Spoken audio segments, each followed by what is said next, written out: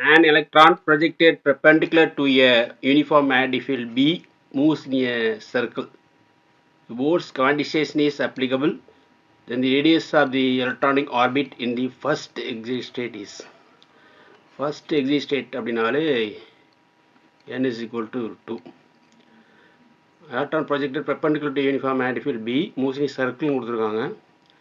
Bohr's quantization applicable அப்படின்னா உங்களுக்கு that is angular momentum L is equal to mvr which is equal to nh by 2 pi where h is Planck's constant.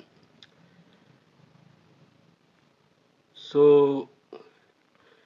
the mvr equal to nh by 2 pi அப்படிலிருந்து உங்களுக்கு radius of the orbit என்னன்னா உங்களுக்கு தெரியும் mv by eb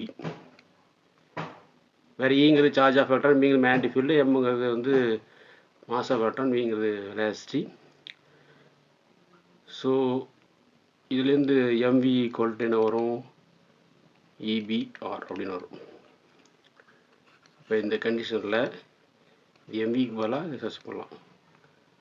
அப்போது என்ன வருங்க அந்த இடத்துல ebr that is l is equal to l is equal to ebr அப்படிங்கிறது mvக்கு பதிலாக போட்டிருக்கேன். r ஆல்ரெடி இருக்குது nh by 2 pi. இங்கே என்ன வரும் eb r square is equal to nh by 2 pi வரும். or r square equal to nh by 2 pi eb.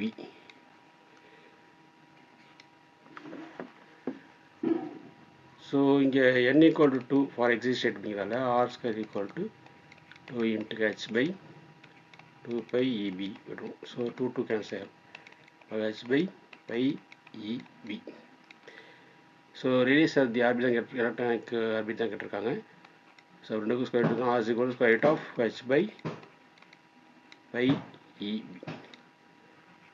So this is the orbit. அந்த ஆர்பிட்டோட radius கிடச்சிருக்கு இந்த வேல்யூ. தேங்க்ஸ் ஃபார் வாட்சிங். Keep வாட்சிங். Subscribe.